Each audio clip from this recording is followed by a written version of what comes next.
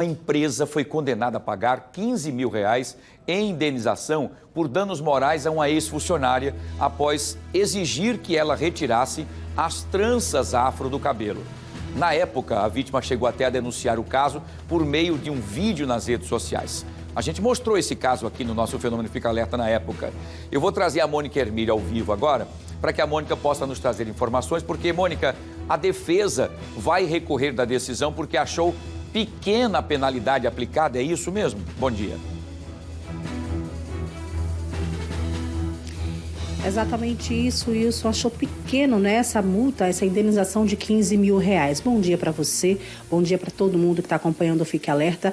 A defesa deve recorrer. Esse caso, né, a gente lembra, ganhou grande repercussão.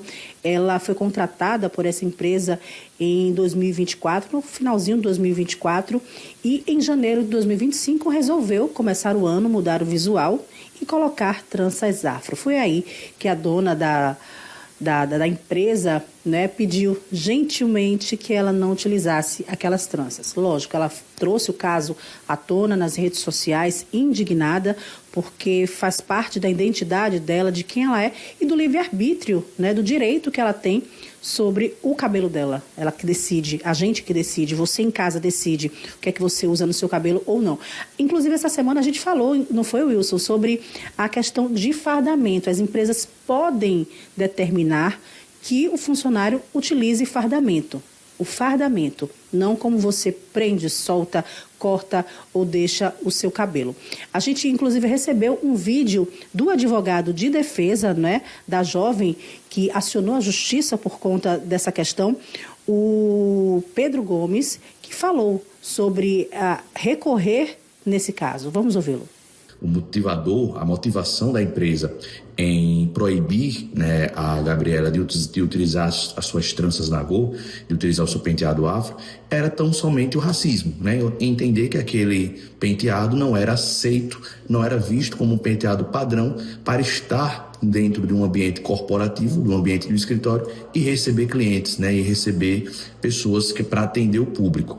Então, com base nessa decisão que demonstrou que não havia qualquer tipo de outra justificativa, seja ela em relação à capacidade de trabalho dela, de eficiência, questões, sejam elas quais forem, não existia nenhum tipo de outra questão que não fosse o penteado.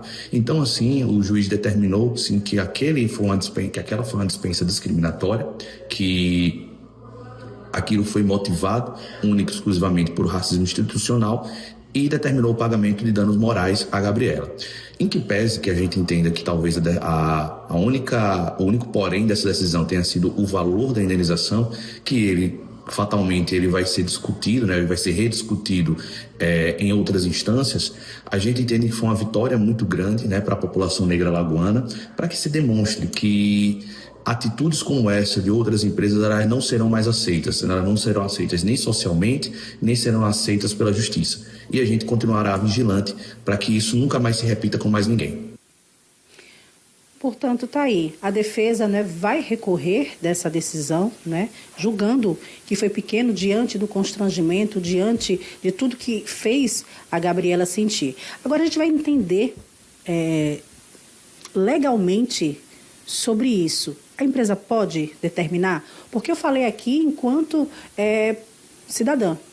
Mas vamos saber o que é que fala realmente a Justiça. Eu estou aqui ao lado do advogado especialista em Direito do Trabalho, Henrique Messias. Henrique, para que a Justiça desse ganho de causa para a Gabriela, claro, né? Foi procedente, muito procedente esse pedido dela. O que é que a empresa, o empregador, pode determinar enquanto visual dos seus empregados, além do fardamento que a gente já citou? Bom dia. Bom dia, Mônica. Bom dia, Wilson, os amigos que nos acompanham através da TV Pajuçara. Então, Mônica, a empresa ela tem o poder de dirigir o trabalho do empregado. E esse poder inclui também a definição, por exemplo, do fardamento.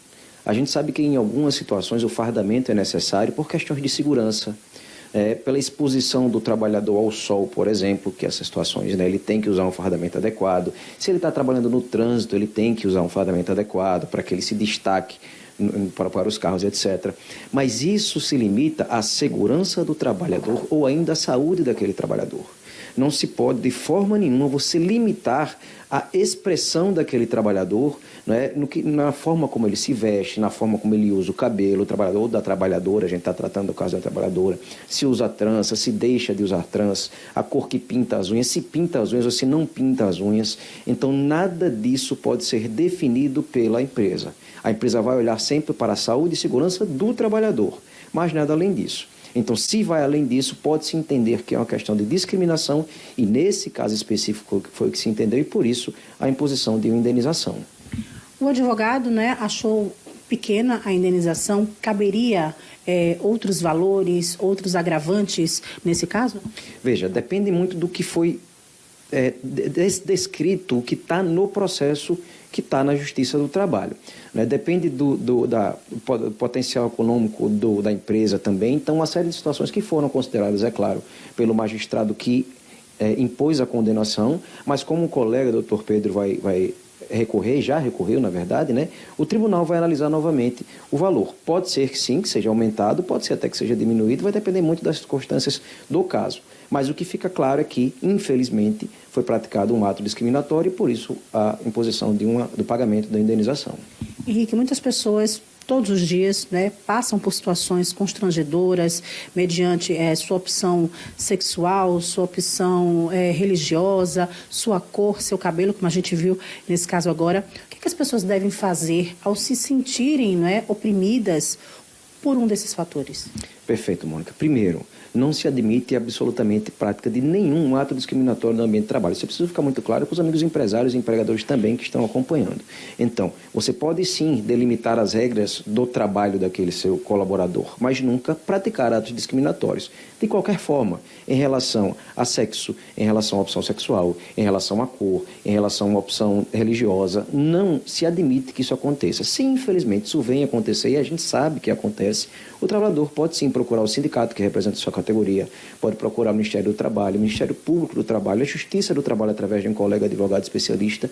Então ele tem muitas instâncias às quais ele pode recorrer, mas o importante é que, é claro, esse ato discriminatório não aconteça. Em questões de atos discriminatórios por cor, né, por jeito de se vestir, no caso dela, por assumir as tranças nagô, né, a ancestralidade dela. Só a palavra de quem está passando por isso, da vítima, vamos dizer assim, basta ou ela precisa de testemunhas, mais elementos que ajudem a comprovar, ou a palavra dela, o desconforto dela vai bastar?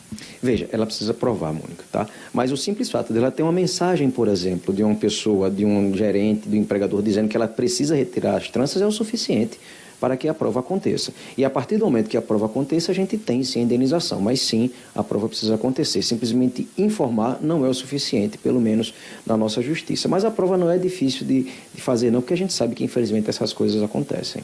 Terminam fazendo na frente de todo mundo, achando que ninguém vai perceber, né? Sim, sim, acontece. Infelizmente ainda é uma coisa muito cultural e não se admite, isso é inadmissível, seja no ambiente de trabalho ou fora dele. Ok, obrigado pelas informações. Eu conversei com o Henrique Messias, advogado especialista em direito do trabalho, portanto, tá aí. Você que está em casa, de repente já passou por uma situação como essa, né? Ficou constrangido, foi obrigado a retirar, a deixar de usar alguma coisa, a deixar de proferir sua fé, de vestir algo que você poderia, porque às vezes em determinadas religiões você gosta e anda ou precisa usar guias, contas, né, colares, o cabelo, enfim, se sentiu constrangido por causa de qualquer coisa relacionada à sua vida pessoal, que não seja o fardamento, porque aí algumas empresas realmente podem, né, determinar o fardamento, mas é procurar a justiça, é procurar ajuda e não ficar calado, como a Gabriela fez, não se calou, trouxe o caso, né, para as redes sociais, o caso ganhou repercussão e agora a empresa vai ser obrigada a pagar uma indenização, que saiu de R$15 mil, mas que a defesa da Gabriela já entrou com recurso, já recorreu, acreditando que, mediante tudo que ela passou, esse valor ainda é pouco. Wilson.